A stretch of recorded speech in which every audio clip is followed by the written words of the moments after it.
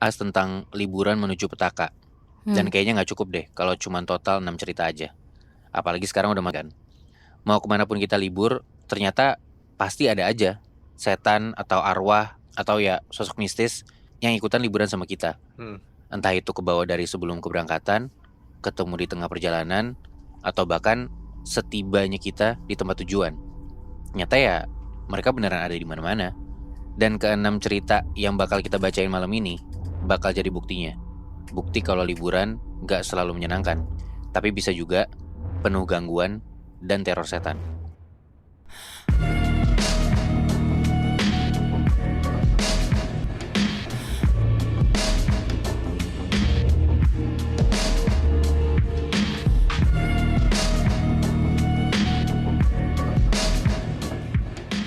Cerita pengalaman liburan pembawa petaka pertama bakalan gue bacain Nat. Ini adalah kiriman dari sebut aja namanya Dimas. Yang kebetulan beberapa tahun lalu dia tuh mutusin buat liburan bareng sama pacarnya namanya Ajeng ke salah satu pantai di pesisir selatan Pulau Jawa. Oke. Nah tapi nggak cuman pantai biasa gitu Nat. Dia beneran sengaja buat nyari pantai yang notabene tuh nggak ada yang datengin gitu. Beneran kayak nggak rame, nggak mainstream. Pokoknya bisa dibilang kayak ini hidden gem beach gitulah. Oke ya. Dan setelah beberapa hari riset, mereka akhirnya nemu tuh ada salah satu artikel aneh tanpa ada nama penulisnya ya. Di artikel ini bilang kalau ada satu pantai yang katanya alami, belum terjamah, dan nggak ada di peta. Jadi cocok tuh. Makanya detik itu juga akhirnya Dimas sama Ajeng akhirnya sepakat buat pergi ke sana. Bahkan saking niatnya, Dimas sama Ajeng ini pergi ke sana naik kereta ke stasiun terdekat di pantai itu. Terus sewa motor buat seolah-olah kayak touring gitulah ke lokasi pantainya. Kayak motoran satu berdua gitu. Buat Dimas perjalanan ke pantai ini tuh kayak aneh banget rasanya. Jalanannya kecil, berliku-liku, dan makin lama jadi kayak makin sempit gitu. Tapi di sini dia tuh masih positive thinking. Sambil dia mikir kayak, oh ya namanya juga pantai hidden gem gitu kan. Pasti kan ya jalannya rada repot gitu. Pas nyampe beneran Nat. Pantainya tuh indah banget, pasirnya putih, luas, terus ombak itu gede. Tapi beneran gitu, pantai itu beneran kosong, nggak kelihatan ada satupun orang ke sana. Bahkan sinyal HP di sana aja pun juga hilang gitu. Tapi karena ngeliat kondisi pantai yang bagus banget gitu, Dimas jadi langsung kayak semangat lah dan mutusin buat nginep dan ngecamp di sana selama 3 hari 2 malam dari hari Jumat ke Minggu. Oke. Siang ke sore di pantai itu semua baik-baik aja, senang aja tuh mereka berdua tuh ngobrol segala macem, main pantai, kesannya kayak private beach gitulah. Nah tapi perasaan aneh tuh baru muncul persis di malam pertama Dimas sama Ajeng camp. Dimas sama Ajeng itu tuh di sana lagi duduk santai depan pantai, depan tenda gitu. Terus Ajeng ngomong, Mas ini pantainya kok kayak terlalu tenang ya. Dan gak selang lama dari Ajeng ngomong kayak gitu, tiba-tiba dari kejauhan kedengeran Nat. Ada kayak suara gamelan halus banget seolah-olah tuh datang dari tengah laut. Nah Ajeng tiba-tiba gelisah tuh di situ. Ajeng nanya lagi lah ke Dimas, Mas, ini suara dari mana ya? Siapa coba yang mainin gamelan tengah malam kayak gini? Nah sebenarnya Dimas tuh juga agak panik, tapi dia sebagai cowok lah coba nenangin pacarnya gitu. Dia bilang gini ke Ajeng, mungkin ada warga sekitar sini kali lagi ngejalanin ritual Jeng. Nah padahal pantai di sana tuh beneran kosong, gak ada siapa-siapa. Dimas akhirnya langsung ngajak Ajeng buat masuk ke tenda buat istirahat. Tapi tau gak Nat, pas Dimas lagi jalan, sesekali tuh dia kayak ngelihat ke arah belakang, ke arah laut. Katanya samar-samar, di tengah turunnya ombak itu, Dimas tuh beneran kayak ngelihat ada kepala-kepala orang, mukanya tuh nggak ada, kayak kosong gitu rata, pada pakai belangkon, kayak lagi duduk sila sambil mainin gamelan di tengah laut. Anjir. Jadi kayak ngambang gitu, gila kan? Wow. Pokoknya tuh Dimas di situ langsung masuk lah, buru-buruin Ajeng masuk ke tendanya dengan perasaan nggak tenang. Dan suara gamelan itu nggak hilang-hilang. Dimas sama Ajeng di sini tuh jujur beneran takut banget. Dia pengen kabur detik itu juga. Tapi ya mereka takutnya pas keluar tenda malah dihadang sama sosok-sosok itu gitu. Takutnya malah bahaya kan. Jadinya di malam itu mereka mutusin buat langsung tidur aja lah, sambil terus-terusan baca doa. Masih di malam yang sama, sekitar jam 2 pagi dini hari, Ajeng nih kebangun, kata Dimas. Ajeng bilang pengen pipis, jadi dia nyarilah tuh kayak keluar tenda buat nyari semacam pohon buat pipis di sana. Dan karena udah nggak ada suara gamelan, akhirnya Ajeng berani buat keluar tenda sendirian. 5 menit, 10 menit ditungguin nih sama Dimas, tapi kok Ajeng nggak balik-balik. Paniklah si Dimas. Dimas keluar tenda, buru-buru tuh buat nyari Ajeng. Pas lagi nyari Ajeng, Dimas ngeliat kalau ada bayangan berdiri di area pohon kelapa, berdiri kayak kaku ngadep laut, terus badannya tuh beneran diem aja. Hmm. Pas dilihat lebih dekat lagi sama Dimas, ternyata tuh pacarnya Ajeng.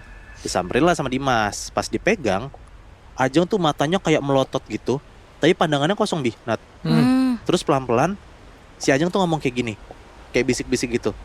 Jangan nengok ke belakang ke arah pantai.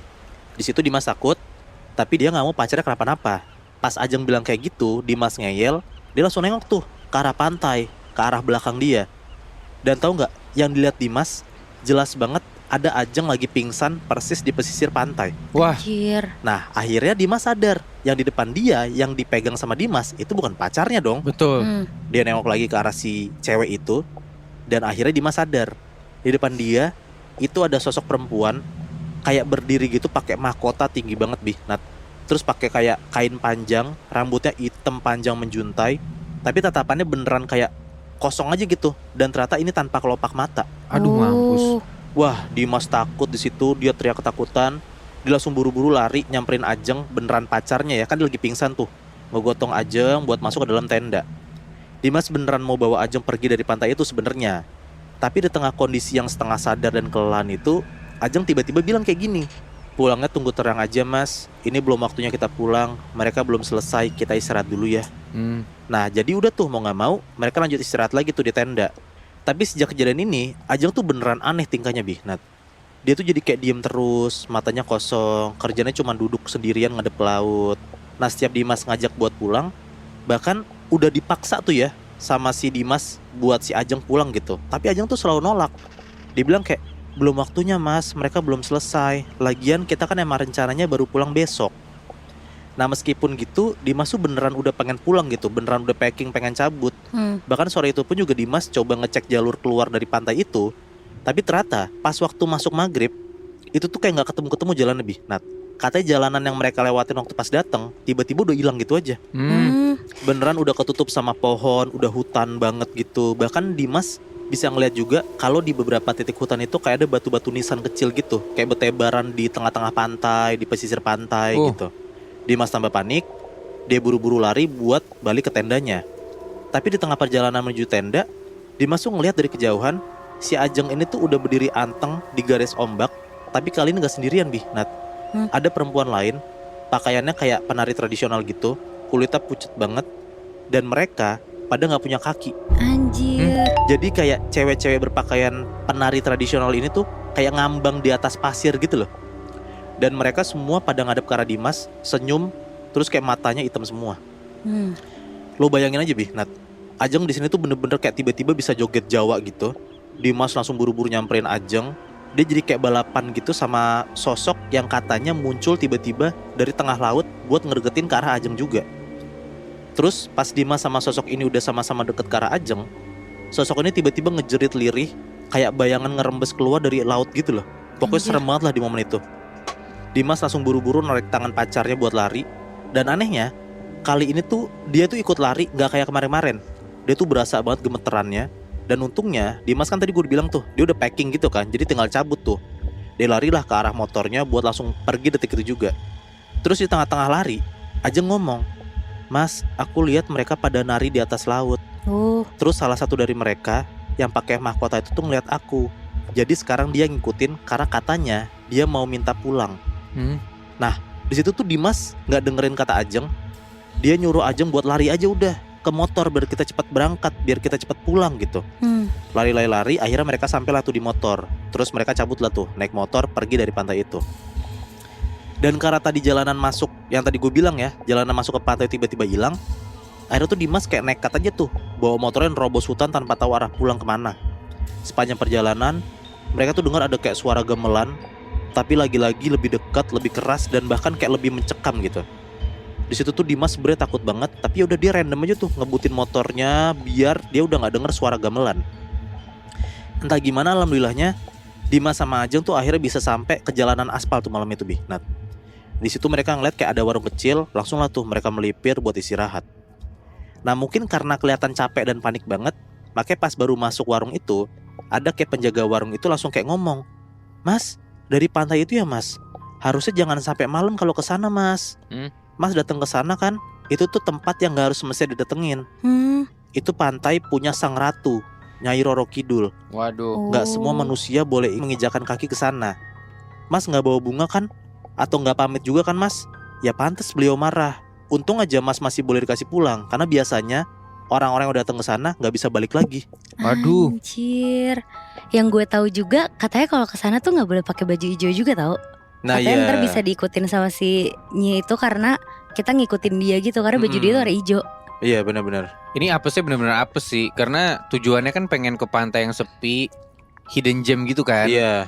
Jadi bikin parno sendiri gitu. Maksud gua kalau kita ngelihat film-film juga kan ada tuh banyak orang-orang pasangan-pasangan yang ke hutan belantara, terus tiba-tiba ntar adalah strangers datang ke gubuknya mereka atau apa. Wah, jadi makin parno sih buat gua ke tempat-tempat hidden gem gitu.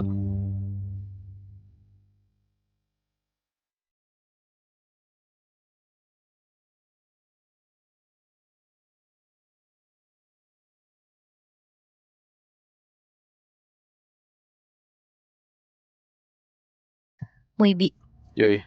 mungkin kalian tahu atau pernah ngeliat dan bahkan ngalamin sendiri ngisi liburan sambil naik gunung atau sesederhana trekking gitu aja. Teman-teman gue sih banyak ya.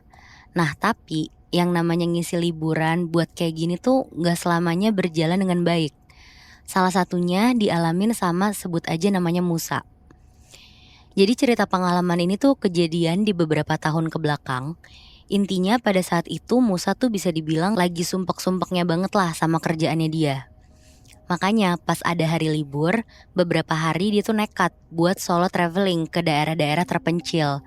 Semacam buat detox otak sama pikiran lah. Nah setelah dia nyari-nyari rekomendasi lokasi, akhirnya Musa ini tertarik banget buat pergi ke lereng Gunung Merbabu. Itu ada di Jawa Tengah. Dan gak itu aja, gak lama dari situ si Musa ini tuh langsung dapat penginapan murah dari grup Facebook. Nama penginapannya kita samarin ya, kita sebut aja jadi Rumah Pak Pur.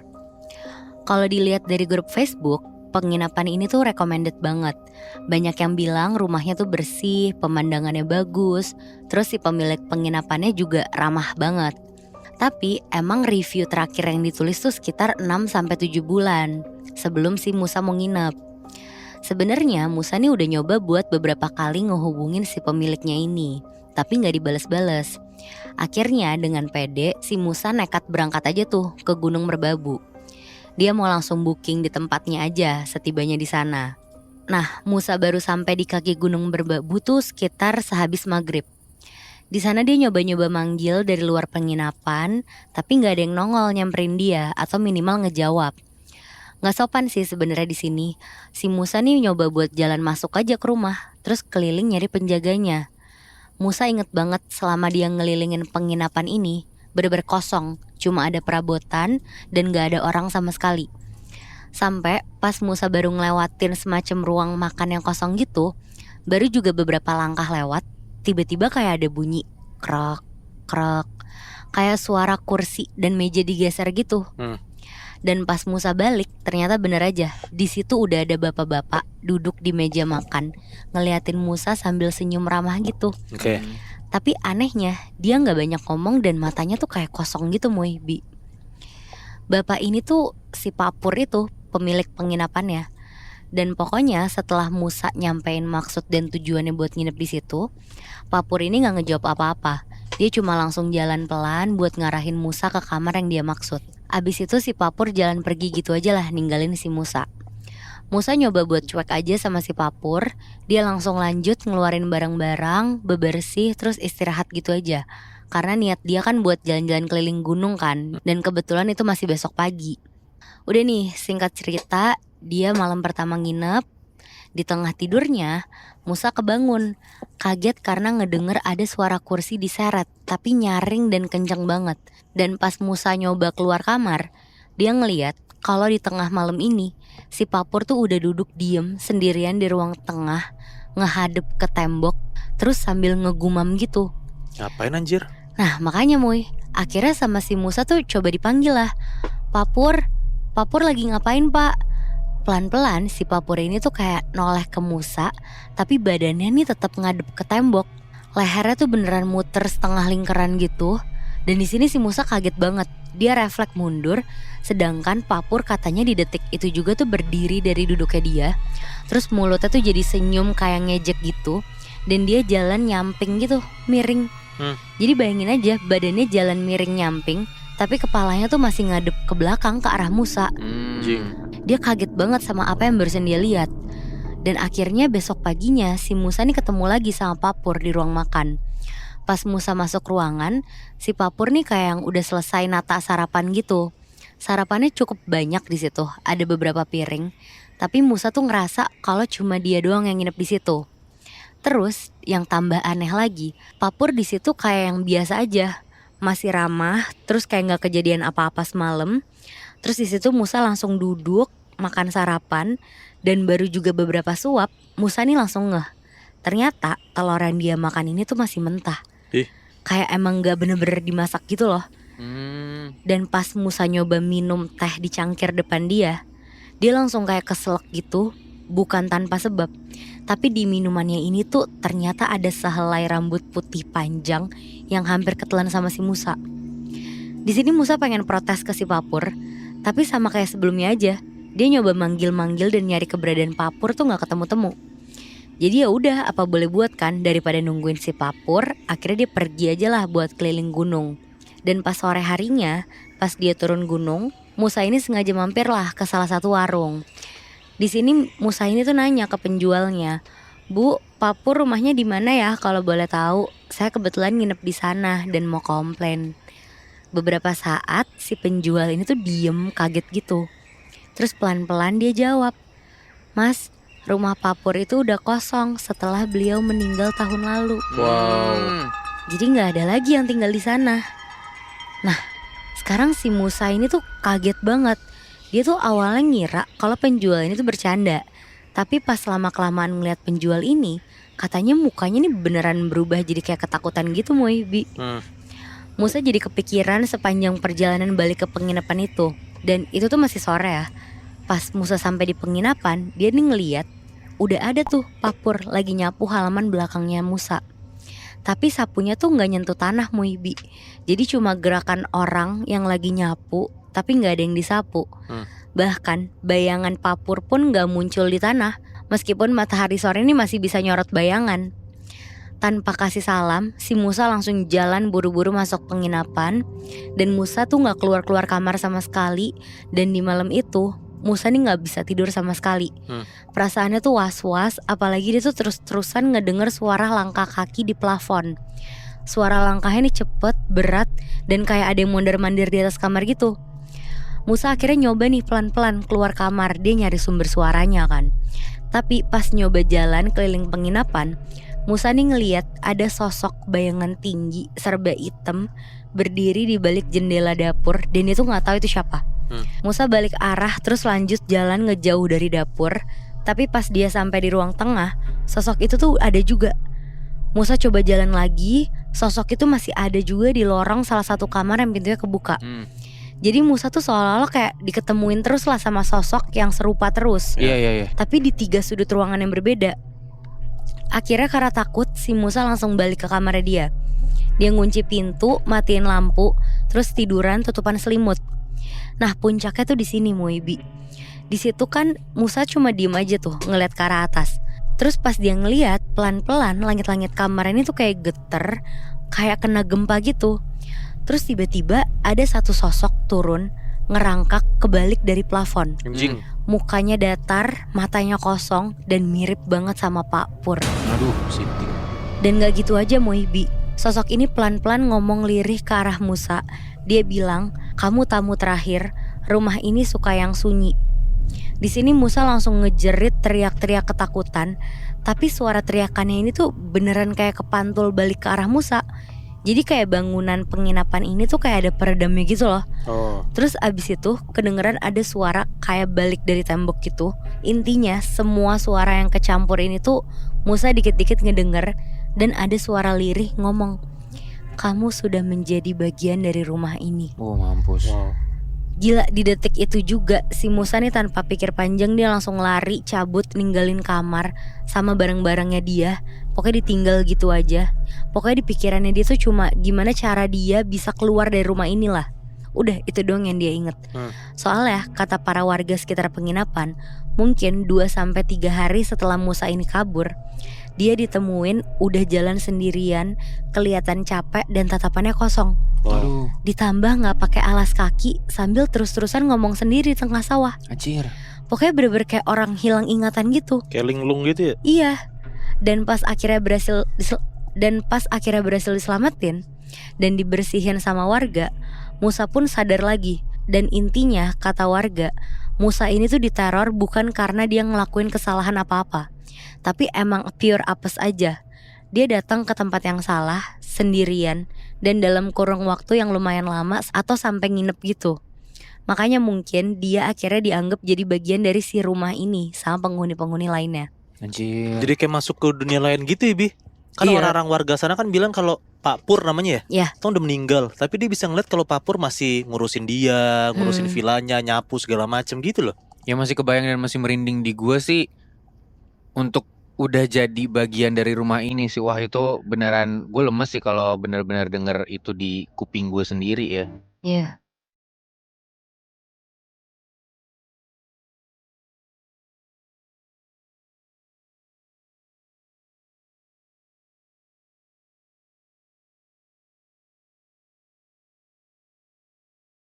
Natmoy, Ya. liburan apalagi jarak jauh tuh pasti banyak pilihan moda transportasinya kan. Salah satunya tuh naik kereta. Nah, tapi mungkin lo pada tahu nggak semua daerah atau kota tuh punya stasiun kereta, ya kan? Iya. Jadi beberapa orang tuh mutusin untuk naik kereta sampai ke stasiun terdekat dari tempat yang mereka tuju gitu ya. Habis itu baru lanjut pakai kendaraan lainnya. Nah, tapi gimana jadinya kalau ada satu daerah yang jelas-jelas gak punya stasiun nih, tapi keretanya tuh bisa berhenti gitu aja di situ dan naikin penumpang dari daerah itu. Hah? Lebih tepatnya naikin sosok-sosok penunggu daerah yang dilewatin sama kereta ini. Gila. Kayak cerita pengalaman yang dikirim sama, sebut aja yang ngirim tuh namanya Wika ya. Kejadian ini sebenarnya udah cukup lama pas Wika tuh masih duduk di bangku SMP awal. Di situ Wika punya adik cewek yang masih sekitar umur 4 tahunan, namanya Keisha. Di liburan semester ganjil ini kebetulan bokapnya tuh ngajak buat pergi sekeluarga ke Dieng, Wonosobo. Wika sekeluarga ini berangkat naik kereta dari Pasar Senen ke Purwokerto. Oke. Terus rencananya abis itu lanjut pakai mobil sewaan ke Wonosobo. Dan jam keberangkatannya tuh emang sengaja dipilih malam, biar sepanjang perjalanan sekeluarga tuh ngisi buat istirahat atau tidur. Nah, sekeluarga tuh ada Wika, Keisha, bokapnya sama nyokapnya. Duduk saling berhadapan, kursi 6 orang gitu. Jadi masih ada sisa 2 kursi. Tahu kan lo kalau misalkan kereta yang duduknya tuh hadap-hadapan gitu. Nah, suasana kereta tuh cukup rame malam itu. Tapi ya kondisinya emang masih cukup tenang. Sampai sekitar dini hari, tiba-tiba keretanya tuh berhenti mendadak. Tapi bukan di stasiun besar gitu, Moy. Wika coba buat lihat keluar jendela, gelap. Cuman ada bangunan tua rusak, terus tulisan stasiunnya tuh agak kabur gitu. Jadi tulisan buat stasiun ini cuman kelihatan ada huruf K di depan, terus belakangnya tuh run. Jadi K terus 000 habis itu run gitu. Yang anehnya nggak ada pengumuman apa-apa dari keretanya ini dan nggak tahu ini berhenti itu di mana, di stasiun apa gitu. Kayaknya emang harusnya nggak ada rute stop di stasiun ini. Nah, tapi nggak selang lama Wika ini bisa ngelihat kalau ada beberapa penumpang naik ke dalam keretanya. Oke. Posturnya tuh beragam, Moy. Beragam, aneh, dan pada pakai pakaian jadul kayak batik lengan panjang, kebaya coklat kusam, pada nunduk aja gitu juga perawakannya gitu. Terus jalannya tuh pelan, kayak ngambang gitu, Moy. Dan salah satu penumpang ini ada yang duduk persis di sebelah ibunya si Wika. Sosoknya tuh ibu-ibu tua, kerudungnya hijau pudar gitu, kulitnya keriput, mukanya pucat, matanya tuh nggak kedip, dan mulutnya kayak gerak tapi nggak bersuara gitu. Dan duduknya tuh aneh, Moy. Kayak yang coba ngebelakangin Wika sama adiknya gitu. Nah, di situ Keisha tuh langsung nyolek Wika sambil bisik-bisik bilang, "Kak, tante itu bau tanah." Nah, dari situ pas keretanya akhirnya mulai jalan lagi nih, suasananya tuh berubah. Jadi dingin banget rasanya, ngalahin dinginnya AC, Moy. Penumpang-penumpang yang sebelumnya pada ngobrol pun tiba-tiba kayak nunduk semua gitu secara bersamaan.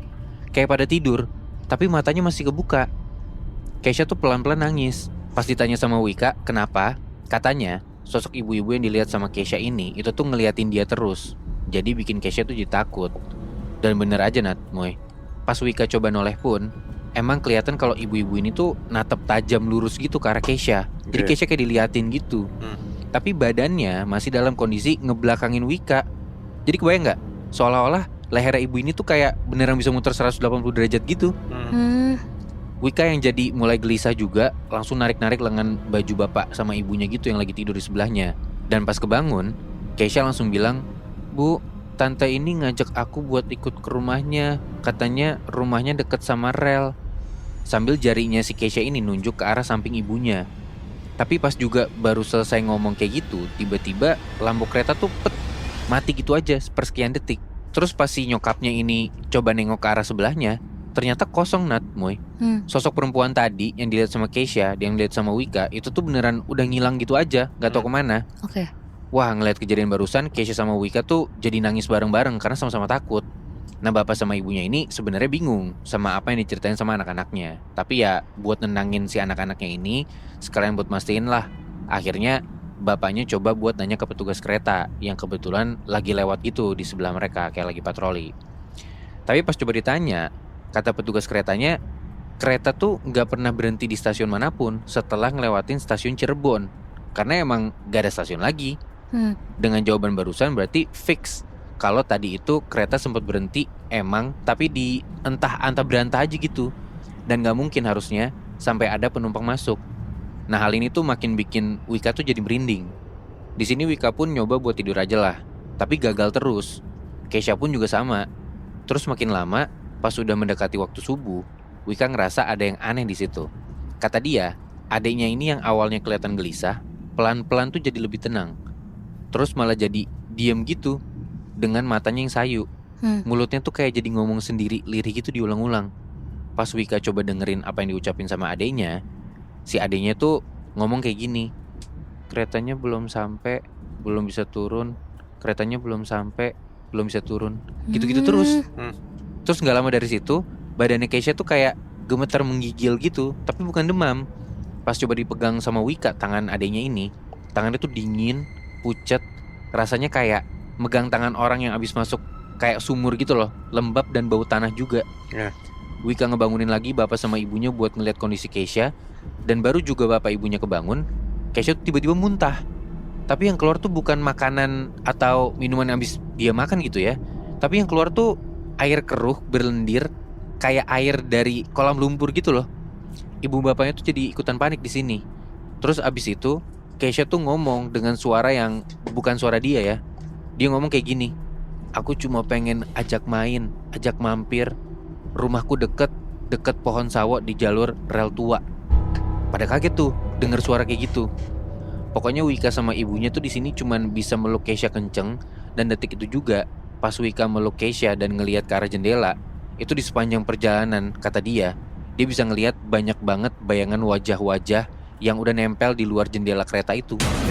Mulut mereka kebuka, menggeram, terus ngeluarin suara lirih kesakitan kayak orang ditarik gitu. Sosok-sosok yang mirip secara fisik kayak para penumpang misterius tadi yang tadi naik ke kereta itu.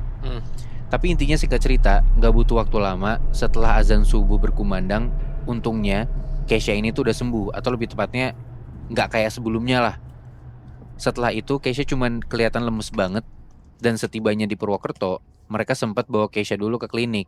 Tapi kata dokternya, Keisha tuh kondisinya normal-normal aja, gak ada yang aneh sama sekali. Tapi ya Keisha tetap di situ gak mau diajak ngobrol, matanya kosong, terus gak mau makan juga. Oke.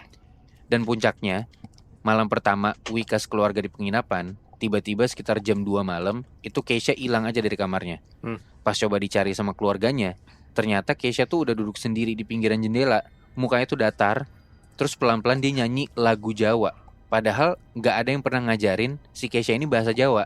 Aneh anjir. Tapi pas makin didengerin suaranya, katanya suaranya tuh beneran nyaru kayak suara perempuan tua gitu. Dan pas coba ditanya ngapain di situ, ngapain di deket jendela gitu ya, Keisha tuh cuma jawab, "Keisha udah janji buat ikut, tapi bapak sama ibu kok malah bawa Keisha jauh ke sini. Nanti biar dia yang nyusul aja ya pak, keretanya belum sampai soalnya." Wah, tanpa pikir panjang, pokoknya detik itu juga orang tuanya tuh ngebersihin Keisha, ngedoain, terus ditemenin tidur. Dan keesokan harinya, bapaknya sengaja buat ngajak Kesha tuh ke alun-alun. Soalnya, kata orang sana, suka ada orang pinter yang semacam ngebuka jasa buat ngobrol atau minta saran gitu. Dan ketemu juga pas di alun-alun. Setelah coba buat diceritain panjang lebar sama Wika, orang pinter ini akhirnya ngejelasin kalau dulu emang ada stasiun sebelum Purwokerto, namanya Stasiun Karangan. Stasiun yang dilihat sama Wika, tapi udah ditutup dari tahun 80-an, karena sempat ada kecelakaan di situ. Dan sejak kejadian itu, relnya bisa dibilang jadi terbengkalai. Dan bahkan kadang penumpang dari sana tuh masih nggak berhenti buat naik terus ke kereta yang melintas.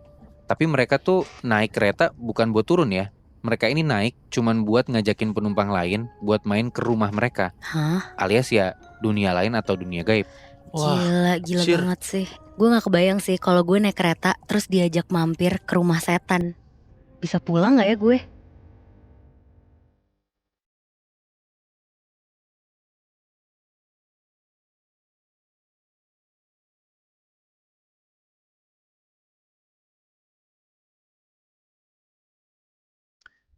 Buat gue ada satu tujuan yang hampir selalu jadi kayak opsi buat siapapun yang pergi liburan. Itu tuh Bali, Bi. Nat. Tempat yang banyak wisatanya, pemandangannya juga indah. Sama satu lagi, budaya dan adat istiadat Bali itu kan bener-bener masih kaya dan kuat banget kan. Nah tapi dengan kondisi barusan tadi, gue yakin kalian pasti sering lah atau pernah dengar statement jangan sembarangan atau sompral kalau lagi di Bali. Karena di setiap tempatnya atau budayanya selalu ada penunggunya. Ya. Nah jadi kayak jangan sampai ke sana tuh kita malah jadi kayak nganggep remeh atau nggak ngormatin aturan yang ada di sana lah gitu. Karena ada satu orang nih, namanya Enal. Dia dapat kejadian karena dia sama teman-temannya sompral waktu pas di Bali. Cerita ini dialamin sama Enal waktu pas dulu dia SMA kelas 11, kelas 2 SMA, yang kebetulan sekolahnya itu lagi study tour ke Bali. Dan selama di Bali, sekolahnya Enal ini nih nginep di salah satu penginapan tradisional gitu di sekitaran Ubud. Penginapannya sebenarnya bagus. Kayak temboknya tuh terbuat dari batu bata Bali, banyak patung, dan pasti suasananya tuh tenang lah di sana karena di Ubud kan. Satu kamar tidur isinya 3 orang. Enol kebetulan sekamar sama 2 temennya namanya Andre dan Ahdi. Mereka tuh nginep di kamar nomor 9, persis di pojok paling ujung lorong lantai 2, deket sama taman kecil dan pura kecil yang katanya nggak boleh disentuh. Enol kira tuh pantangan atau larangannya cuma itu doang, Bi, Nat. Tapi baru juga di hari pertama mereka masuk kamar, tiba-tiba si penjaga penginapan ini, sebut aja namanya Bu Astri ya, datang ngetuk kamar mereka. Mereka bukain pintunya dan Bu Astri ngomong kayak gini, tolong jangan bercanda atau ngomong hal-hal kotor di kamar ini, apalagi bertepatan dengan malam ganjil. Soalnya ada yang menjaga, katanya gitu. Nah tapi pas Enal coba tanya ke teman-temannya di kamar lain, mereka tuh nggak sama sekali samperin sama Bu Astri. Berarti omongan itu beneran spesifik cuman buat kamarnya Enal dan teman-temannya dong. Jadi aneh tuh rasanya. Enal sama teman-temannya tuh coba buat kayak nggak mikirin pesannya si Bu Astri barusan sampai akhirnya mereka beneran lupa, Bi. Enal sama teman-temannya tuh kayak kesana malah tetap sompral sampai di malam hari. Ada nih ya, di tengah malam mereka tuh lagi nongkrong di depan kamar, nggak tahu apa yang ada di pikiran Andre. Tiba-tiba Andre tuh sengaja bercanda kayak pura-pura kesurupan gitu sambil teriak-teriak bilang kayak gini, aku leak, aku datang bawa kepala terbang gitu. Dan gak lama dari situ tiba-tiba lampu ujung lorong mati mendadak buat beberapa saat. Dan pas nyala lagi, Andre beneran kayak kelihatan pucat banget mukanya. Dan kata Andre, di tengah-tengah kegelapan barusan dia kayak ngelihat di sudut langit-langit ya, kayak ada sesuatu, matanya merah, ngambang, kayak bisik-bisik gitu pakai suara perempuan tua gitu ke arah Andre. Kondisinya tuh langsung kayak tiba-tiba berubah jadi gak nyaman. Enal sama Ahdi langsung bawa Andre lah ke kamar. Teman-teman yang lain tuh yang di kamar-kamar sebelah juga pada baliklah ke kamar masing-masing.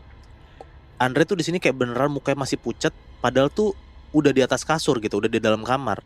Pandangannya jadi kayak was-was, kayak ngelempar ke segala arah.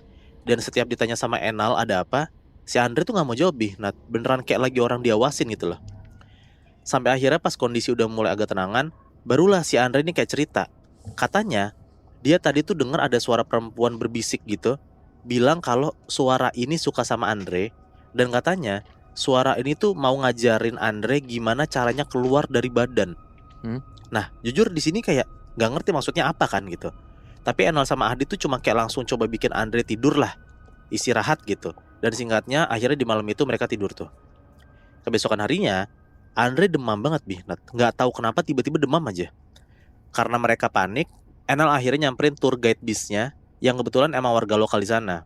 Dan pas Enal nyebutin kalau mereka ada tidur di kamar nomor 9, si tour guide-nya tuh beneran kayak diem beberapa saat, terus abis itu pelan-pelan Enal baru diceritain, Nat.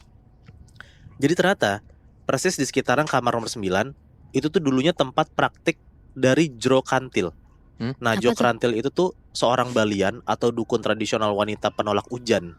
Nah, katanya si Jro Kantil ini tuh dulu emang suka pakai medium leak ya, quote unquote, buat ngeganggu sawah-sawah tetangganya. Nah, pas Jro Kantil ini diusir, nggak tahu kenapa, setelah itu tuh dia ditemuin mati gantung diri di pohon sukun deket banget sama kamar nomor 9, kamarnya Enal ini. Dan yang lebih seremnya lagi, Nat, katanya badan Jro Kantil ini pas meninggal itu tuh nggak ditemuin utuh. Jadi pas denger cerita barusan, Enal tuh langsung mikir, apa jangan-jangan yang dilihat sama Andre semalam itu tuh sosok Jro Kantil ya? Udah tuh agenda study tour hari pertama terpaksa Andre nggak bisa ikut karena kan dia lagi demam kan. Dia cuma bisa tidur di kamar sambil ditemenin sama salah satu tour guide gitulah. Bahkan sampai di malam hari, pas Enal sama teman-teman sekolahnya udah pada balik ke penginapan, kondisi Andre tuh beneran gak membaik, Nat. Bener-bener masih demam, masih kayak chaos gitulah. Sampai di malam harinya, di tengah tidur Enal kebangun. Dia dengar kayak ada suara orang geram gitu kayak gitu, tapi kayak bukan suara manusia. Pas coba dilihat sekeliling, itu nggak ada siapa-siapa. Yang ada malah muncul semacam bekas cap tangan kayak kebakar gitu, kayak sengaja ninggalin jejak di beberapa sudut tembok kamar. Pelan-pelan tuh muncul juga asap tipis keluar dari sudut ruangan, bau anyir, bau dupa tuh kecampur jadi satu, terus kayak tok tok tok tok tok tok tok gitu. Dia dengar ada kayak orang ngetok jendela kamar belakangnya. Tapi kan mereka tidur di lantai 2 dan nggak ada balkon, jadi nggak mungkin ada yang ngetok dong. Iya. Dan pas Enal ngelihat ke arah jendela, ternyata Nat, kata dia, di balik kaca jendela, tiba-tiba si Enal ngelihat ada bayangan perempuan berkebaya putih, tapi kepalanya kebalik, kayak muncul gitu aja. Terus dari lubang hidungnya tuh netes darah hitam peket dan rambutnya tuh panjang banget. Aduh. Paniklah si Enal, langsung tuh dia lari balik ke arah kasurnya buat ngebangunin Ahdi sama Andre. Ahdi kebangun tuh dan ikutan panik. Nah tapi pas Enal sama Ahdi nyoba buat ngebangunin atau ngangkat badannya Andre tuh langsung kayak berat nolak gitu. Bukannya ikut megang tangannya Enal sama Ahdi, tangannya Andre di situ malah ketarik ke belakang punggungnya gitu, Nat. Beneran kayak ditarik sama orang gitu. Andre langsung tuh ngomong, tapi pakai bahasa Bali. Dan suara tuh kedengeran ada 2 lapis. Kedengeran ada suara Andre, sama ada kayak suara perempuan tua ngomongnya tuh barengan. Pokoknya di akhir racawannya Andre tuh sambil merintih kesakitan dia bilang, ini bukan aku yang mau, ini dia yang nyuruh gitu. Terus setelahnya Andre beneran mimisan darah pekat hitam, terus langsung muntah-muntah. Matanya tuh masih kebuka, tapi mukanya tuh emang bukan mukanya Andre. Senyumnya lebar, giginya tuh rapet-rapet, tapi di sela-sela antara gigi tuh kayak keluar lidah dia ngejulur gitu loh, Nat. Jadi kayak digigit sama gigi-giginya gitu. Detik itu juga Enal langsung lari ke lantai bawah, nyamperin kamar gurunya buat minta tolong. Nah beberapa guru sih emang kebangun, tapi kan mereka juga sama-sama gak ngerti kan gimana cara ngebantuin si Andre ini. Dan di situ emang gak ada pilihan lain, akhirnya mereka harus lapor dan minta tolong ke Bu Astri, si penjaga penginapannya itu. Dikasih tau lah nih sama mereka ke Bu Astri. Pas Bu Astri kasih tahu, wah di situ tuh Bu Astri langsung panik, langsung dia buru-buru nyamperin kamar Enal dan ngebawa dupa sama kain putih. Terus pas udah sampai kamar itu, dia langsung kayak ngegambar suatu pola gitu di lantai, terus wush gitu, dupanya dibakar. Baru juga beberapa detik kebakar, Andre beneran langsung kayak ngejerit, menggeliat, kayak ikutan dibakar gitu loh, Nat. Badannya kayak bener-bener kayak jadi merah kepanggang gitu. Kobaran dupa tuh tiba-tiba kayak makin gede, dan asapnya tuh ngebentuk kayak bayangan sosok leak. Wah dia tuh serem banget, Nat. Terus tiba-tiba asap itu tuh hilang. Nah bersamaan dengan hilangnya asap ini, Andre pingsan dan gak sadarin diri. Agenda jalan-jalan hari kedua itu bisa dibilang jadi kayak gak sepenuhnya dijalanin lah sama pihak sekolah karena kejadian kamarnya Andre ini sama Enal ini. Pihak sekolah akhirnya lebih fokus buat nyari penginapan lain, buat mindahin murid-muridnya ini biar gak kejadian lagi lah hal-hal yang kayak buruk-buruk kayak tadi gitu. Nah setelah pingsan itu, Andre juga langsung buru-buru buat dibawa ke rumah sakit. Ada kali dia harus dirawat tuh kurang lebih seminggu di sana, jadi kayak extend lah liburannya. Enal sama Ahdi juga merasa bertanggung jawab lah sama kejadian barusan, karena kan sahabatnya sendiri tiba-tiba ngalamin kejadian horor kayak gitu kan. Nemenin lah nih mereka, nemenin Andre. Dan pas Andre akhirnya sadar atau siuman, dia bener-bener gak ingat apa-apa, Nat. Sejak dari pertama dia datang ke Ubud sampai dia di rumah sakit, dia tuh gak sadar apa yang kejadian. Tapi dari semua kejadian itu, Intinya Enal dan teman-teman sekamar ini jadi kayak diteror atau diganggu sama sosok leak Jero Kantil ini. Karena mereka dianggap nggak sopan sama kebudayaan sakral di sana. Padahal kan udah dikasih tahu nih sama Bu Asri, kayak udah diingetin jangan sompral gitu. Jero Kantil ini bukan cuma sekedar hantu, dia ini balian atau seorang yang dikenal sama masa hidupnya tuh punya ilmu hitam tuh yang kuat banget. Dan menurut kepercayaan masyarakat di sana, tempat-tempat yang pernah jadi ruang praktek spiritual si balian ini memang dianggap punya energi atau kayak pengidar buana lah sebutannya.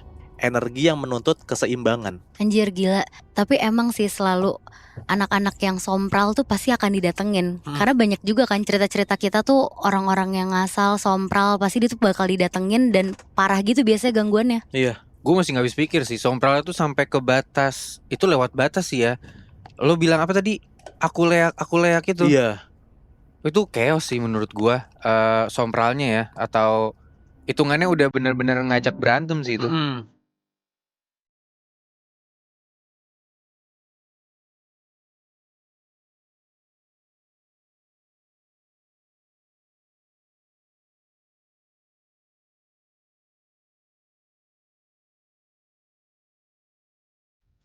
Muibi, Iya.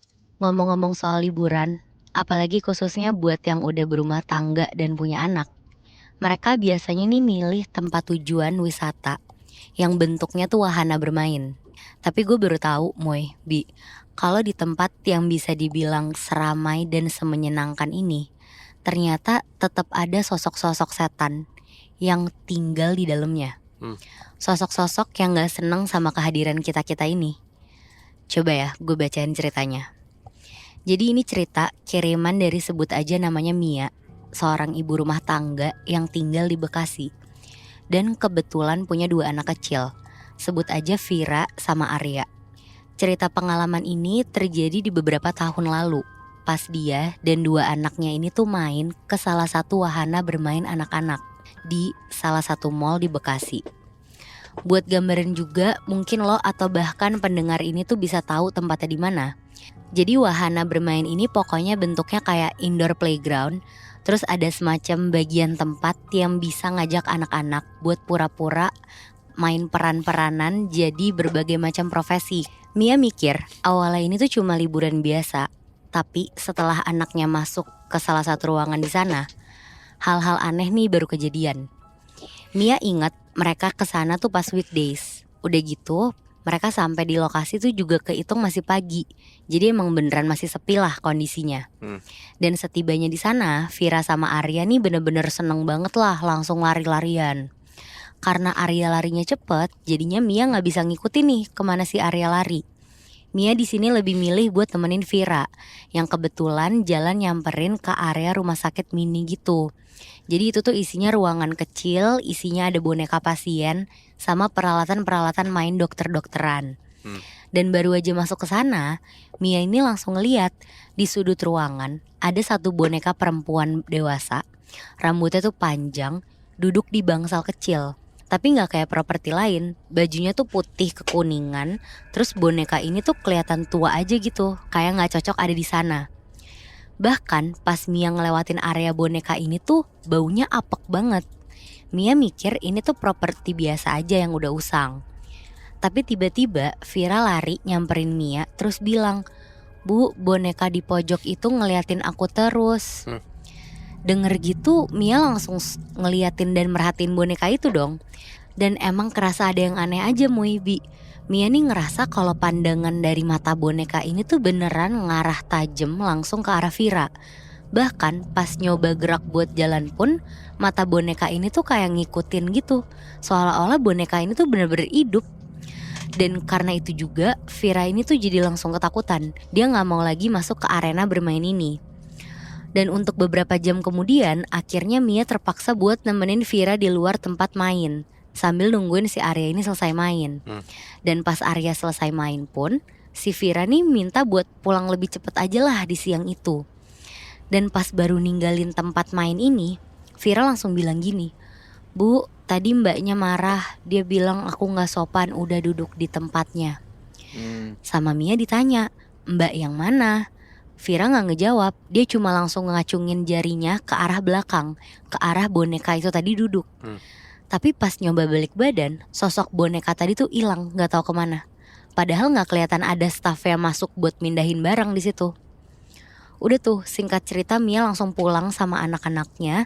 Dan sepanjang perjalanan sampai ke rumah, gak ada yang aneh juga nih dari anaknya. Mereka cuma jadi lebih diem dari sebelumnya. Dan pandangan matanya tuh juga jadi gak fokus. Tapi setiap ditanya ada apa, mereka gak jawab. Sampai akhirnya di tengah malam, Mia kebangun dari tidurnya dia. Karena si Vira ini tuh ngigo terus. Bener-bener ngigo histeris sambil ngomong, "Si Mbak ngajarin aku suntik bu, Mbak dulu katanya jaga rumah sakit, namanya Dini." Gak cuma sekali ngomong, tapi berkali-kali tuh si Vira ngomong kayak gitu. Di sini Mia tuh bingung, soalnya selama ini dia tuh gak pernah kenal sama siapapun yang namanya Dini. Terus pas nyoba dipegang badannya, si Vira ini demam Bi. Panas banget satu badannya dia. Terus dari arah lemari, tiba-tiba tuh kedengeran ada suara dobrakan dari dalam. Dan bersamaan sama dobrakan itu, matanya Vira nih langsung ngebuka lebar kayak kejang gitu ke arah lemari. Terus teriak, "Si Mbak ada di lemari bu, di lemari. Mbak kesini cuma mau ngajarin aku jadi dokter." Di sini si Mia panik banget nih. Tapi pas dia nyoba buat nyamperin lemarinya, ternyata kosong, gak ada apa-apa. Yang ada malah bau kayak rambut kebakar gitu, nyengat banget. Mia langsung bawa Vira sekaligus Arya buat tidur di kamarnya dia, biar ada yang ngejagain lah. Soalnya kebetulan suaminya emang lagi gak ada di rumah. Dan untungnya setelah itu gak ada kejadian lagi. Nah besokannya pas Mia ini lagi nyuci baju, dia ini nemu ada benda aneh. Ada plastik nemtek kecil yang udah usang terus berjamur gitu di salah satu saku celananya si Vira. Dan di nemtek itu ada tulisan namanya Dini, pembimbing medis. Di sini Mia kaget banget, apalagi namanya nih beneran mirip sama apa yang dingigoin sama anak-anaknya ini kan. Dan tanpa pikir panjang, di situ Mia langsung buang nemteknya ke tong sampah dapur. Dan seingat Mia di pagi itu kebetulan ada tukang sampah keliling yang lewat, jadi sekalian dibuang lah sama dia. Tapi anehnya pas agak siangan gitu, pas Mia lagi lanjut beberes rumah, dia nemu lagi nemtek yang sama persis. Tulisannya namanya Dini di bawah bantal tidur anaknya. Anjir, balik lagi gitu ya? Iya. Di sini Mia udah takut banget. Dia nyoba buat nyamperin anak-anaknya buat ditanyain dapat nemtek ini tuh dari mana. Tapi ya si anak-anaknya juga nggak tahu nih mereka dapat dari mana. Mereka juga nggak ngerasa ngambil barang-barang yang ada di tempat main kemarin. Pokoknya ini udah aneh banget. Bahkan pas Mia sekali lagi nyoba buat buang nemtek ini, sengaja ditaruh di tempat sampah yang jauh dari rumah. Dan pas sore menjelang maghrib, nemteknya tuh tiba-tiba beneran ada lagi. Kali ini udah kayak kepasang gitu aja di salah satu bajunya Vira yang kegantung di kamar. Anjir. Nah karena si Mia makin parno, akhirnya malam itu si Mia nih sengaja ngunci semua pintu kamar rumahnya. Anak-anaknya dikumpulin jadi satu buat tidur di kamarnya si Mia. Dan di situ anak-anaknya bisa langsung tidur pules. Tapi persis di jam 1 malam, Mia kebangun lagi karena ngedenger ada suara kayak properti besi gerak-gerak pelan gitu dari arah ruang tengah. Terus pelan-pelan ada suara kayak sepatu perawat gitu yang alasnya kayu jalan-jalan ngelilingin rumah, kayak klek klek klek klek klek. Terus berhenti persis di depan pintu kamar Mia. Dan karena dari celah bawah pintu tuh kayak ada bayangan kaki yang diem, pelan-pelan Mia nih turun dari kasur buat ngedeket ke arah pintu.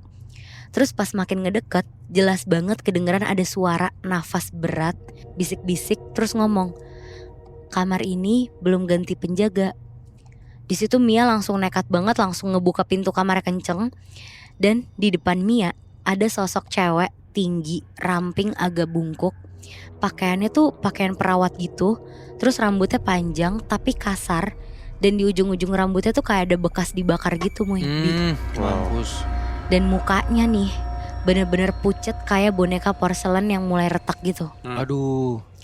Terus pas Mia ngeliat ke bawah, emang ada high heels. Tapi kakinya sosok ini gak napak sama sekali, alias melayang. Dan dengan gampangnya sosok ini tuh kayak kesedot terbang kayak kain melayang gitu, sambil terus ketawa cekikikan nembus kamar Vira. Di detik itu juga Mia langsung ngebangunin Vira sama Arya. Tanpa bawa banyak barang, Mia langsung bawa mereka berdua buat pergi gitu aja dari rumah, buat nginep di rumah sepupunya. Intinya paginya pas abis bangun tidur, Mia bakal langsung ngomong lah ke tempat main kemarin buat kayak ngomong ke pegawai di sana. Karena ya sengaja atau enggak, tempat main ini tuh udah jadi ngebahayain anak-anaknya. Tapi pas dia sampai di tempat main ini, pas Mia nyoba ngejelasin soal boneka perempuan itu, si petugasnya ini kaget. Ternyata katanya udah lama mereka tuh gak naruh boneka lagi, apalagi dengan ukuran sebesar itu. Karena banyak anak-anak yang nangis dan pada bilang ada sosok perempuan yang duduk di belakangnya. Di sini Mia bingung nih kalau udah kayak gini. Dia udah nggak tahu lagi mau gimana jelasinnya, takutnya malah tambah parah. Akhirnya si sepupunya Mia ini tuh bilang kalau coba aja buat konsultasi sama Ustadz. Dilakuin lah sama Mia. Nah, kalau kata si Ustadz, si Mia ini disaranin buat ngebakar nemtek itu sambil baca doa. Karena katanya bisa jadi kemungkinan besar sosok kuntilanak ini tuh masih ngiket ke si nemtek ini. Dan gak perlu lama-lama, malam harinya si Mia nih langsung ngelakuin saran itu. Dan pas dibakar, kertas plastiknya tuh gak meleleh, tapi beneran kebakar, ngeluarin asap pelan-pelan, terus ngumpul, ngebentuk, dan ada kayak siluet perempuan putih tinggi, sama ada rambut nutupin muka aja. Dan di detik itu juga lampu-lampu ruangan tuh kayak kedip-kedip mati nyala gitu. Air keran tiba-tiba ngalir sendiri, terus dari dalam kamar Vira kedengeran ada suara cewek ngeraung-raung kesakitan. Tapi alhamdulillahnya setelah itu rumahnya tuh langsung kerasa tenang. Beneran gak sengeri kemarin-kemarin lah. Dan beneran aja setelah hari itu anak-anak pun udah bisa tidur nyenyak lagi, tanpa kebayang-bayang sosok kuntilanak yang namanya Dini ini. Oh gila, berarti sebenarnya si suster setan ini namanya Dini berarti emang mungkin ngincer anak-anak ya? Iya Karena kan banyak banget benar-benar. ada anak-anak yang datang ke wahana itu, terus ngelihat ada sosok dan bikin orang-orang itu nangis kan? Iya, dan beberapa kali juga sempat ada kejadian itu kan. Oh, sampai ngikut ke rumah anak-anak itu anjir. Iya. Tapi walaupun kayak gitu, gue sih ada pikiran apakah memang ada ada cerita yang entah emang menyedihkan atau alasan kenapa si hantu Dini ya? Iya benar. Dini ini maksudnya kayaknya apakah dia pernah punya pengalaman buruk di situ, makanya kayak dia arwahnya jadi penasaran gitu loh. Iya benar. Atau kalau gue sih mikirnya mungkin mall ini tuh dulunya rumah sakit kali ya. Karena kan si Dini ini sosoknya tuh perawat katanya. Iya benar.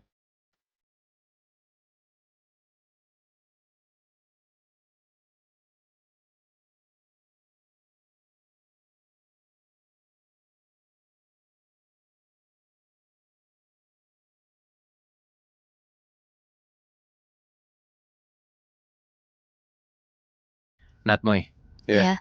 kalian pernah liburan atau main ke Taman Safari Bogor nggak? Pernah. Nah, tapi sekarang nih, kalian pernah denger nggak? Kalau di Taman Safari Bogor, itu untuk beberapa saat sempat ada semacam event untuk Halloween gitu, berupa wisata safari malam. Nah, secara kegiatan sih sebenarnya jalan keliling kebun binatang aja, tapi di malam hari. Nah, cuma di sini ada yang beda, Nat, Moy. Di safari malam ini, lo nggak cuma bisa ngelihat hewan-hewan aja di sana. Kalau lagi apes, mungkin lo juga bisa ngelihat sosok Mbak Belakang. Apaan tuh?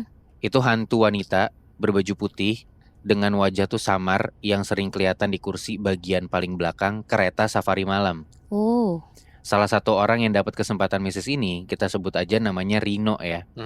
Ini kejadian tahun 2019, bertepatan sama tadi, malam Halloween itu. Di situ Rino masih kelas 12 SMA.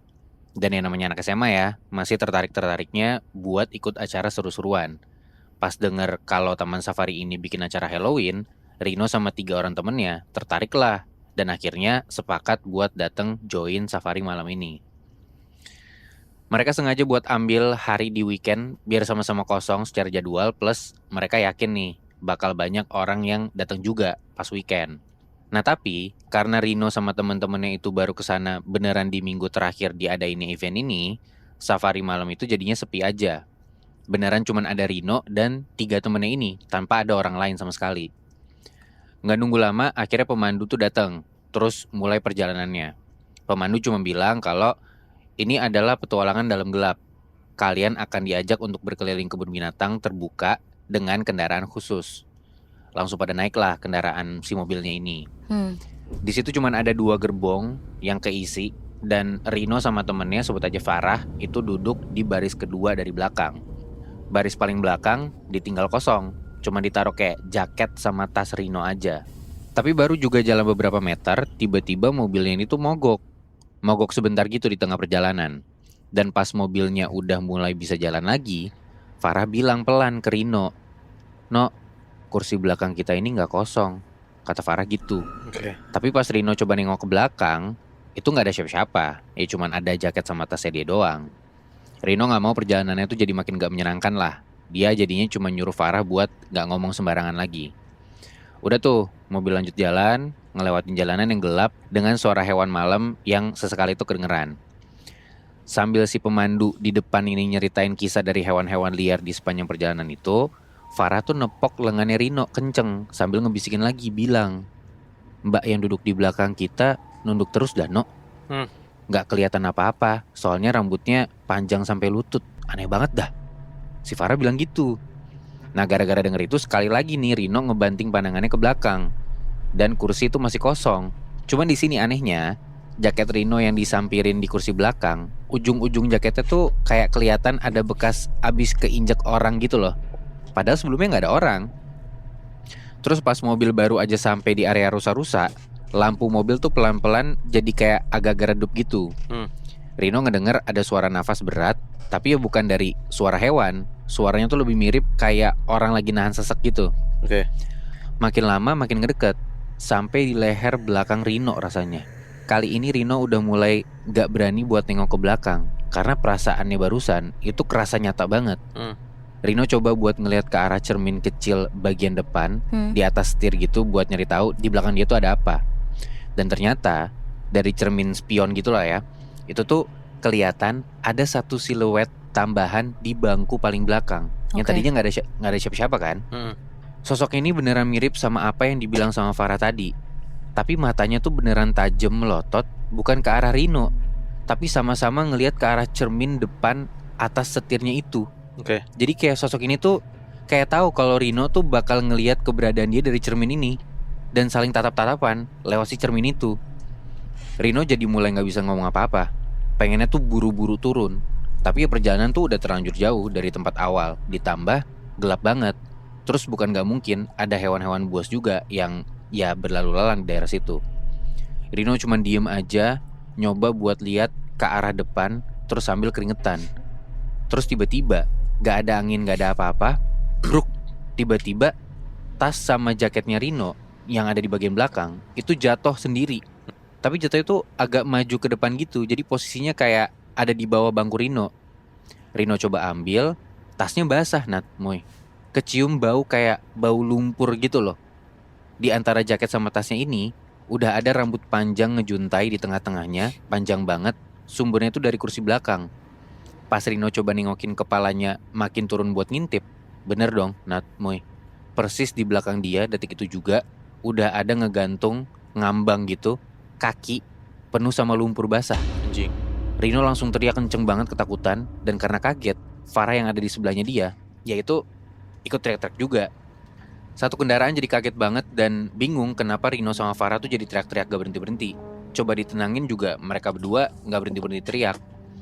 Akhirnya karena kondisi tuh makin gak kondusif, si pemandu ini mutusin buat ngecepetin perjalanan mobilnya lah, biar bisa cepat selesai dan balik ke posko awal. Setelah mereka turun itu, pemandu kayak sengaja nahan Rino sama Farah sebentar. Si pemandu ini nanya, "Kalian semua total cuma berempat ya? Kamu ini udah di barisan paling belakang kah? Udah gak ada lagi yang duduk di belakang kamu kan?" Ya dijawab dong sama Rino sama Farah, "Enggak mas." Si pemandu itu langsung ngangguk, diem, badannya agak gemeter dikit, sama wajahnya tuh tiba-tiba pucet. Terus kata Farah, "Mas ngeliat juga ya?" Tapi pemandunya ini tuh gak jawab apa-apa. Dia cuma nyuruh Rino sama teman-temannya tuh jangan kelamaan nunggu atau istirahat di area taman safari.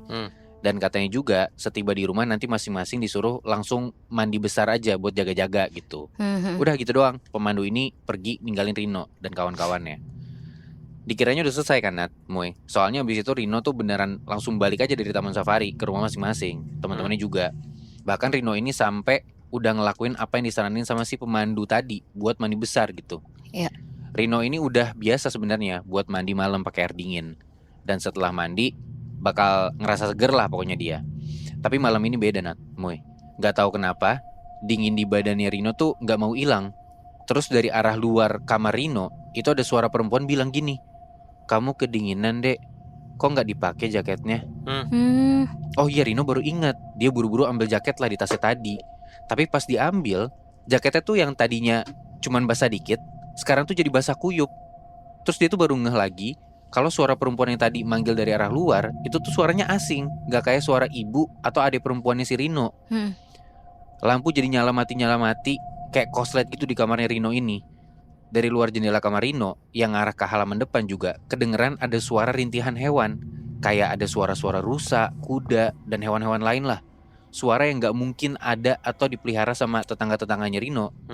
Dia kan juga tinggal di komplek gitu. Rino coba buat jalan perlahan ke arah jendela. Dia buka jendelanya, dan di depan Rino detik itu juga, jauh di hadapan dia, di luar itu, udah ada kursi plastik mirip sama kursi tempat duduk mobil Taman Safari. Dan di atasnya ada sosok perempuan berambut panjang lagi duduk ngebungkuk gitu. Pas nengok ke arah Rino, katanya ya, mukanya ini tuh udah kabur kayak berkabut gitu. Matanya hitam legam gede, sama pelan-pelan senyumnya tuh melebar.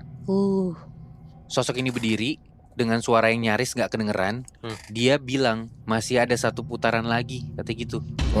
Udah abis itu dia sama sekursi-kursi plastiknya ini jalan melayang pergi gitu, kayak emang masih ada di mobil. Cepet banget nembus rumah-rumah tetangganya terus hilang. Itu aja yang diingat sama Rino, karena setelah dia ngeliat kejadian barusan, ada kok untuk beberapa menit dia tuh beneran bengong kayak hipnotis gitu. Abis itu bruk, Rino jatuh gak sadarin diri ke lantai kamarnya. Dan gak ada anggota keluarganya yang denger suara Rino jatuh. Makanya dia ini baru ditemuin sama orang tuanya tuh pagi, dengan kondisi badannya emang udah menggigil kedinginan gitu. Udah setelah itu Rino langsung dibawa ke rumah sakit pokoknya. Sejak hari itu Rino sama teman-temannya udah gak mau lagi tuh main ke Taman Safari. Gak cuma malam hari, pagi ke sore pun mereka udah gak mau. Dan katanya di setiap Rino ini masih buka album foto tentang liburannya dia ke Taman Safari itu, dia masih nemu ada 1 foto pas lagi di gerbong itu. Dan di bangku paling belakang emang kelihatan samar-samar ada lipatan gaun putih berambut panjang, sosok yang terlambat buat ikut perjalanan, sosok yang masih nagih Rino buat balik ke sana lagi nyelesain putarannya. Anjing. Wah, iya sih, Taman Safari. Gue jadi keinget deh, dulu awal-awal gue di Scary Things, gue pernah cerita juga tentang Taman Safari. Iya bener yang Iya. ada harimau putih bukan sih? Betul. Oh, Taman Safari itu berarti emang terkenal angker ya? Gue nggak tahu sih, karena kalau gue pribadi jujur belum pernah ya, dan alhamdulillah maksudnya nggak pernah mengalami hal-hal mistis sama sekali. Sama. Apalagi waktu pas liburan, karena kan ekspektasi kita kalau liburan kan kita pengen for fun gitu loh. Bener. Nggak pernah lah kita kepikiran kayak kita liburan sembari kayak kita nyari hantu gitu kan. Cuman ya setelah kita ceritain 6 cerita ini, akhirnya sih kita sadar ya, apalagi buat paranoid gitu. Dimanapun lo pergi, apapun kondisi lo, pun lo lagi liburan, pasti bisa jadi ada tuh setan-setan yang ada di sebelah lo, nemenin lo juga sambil liburan.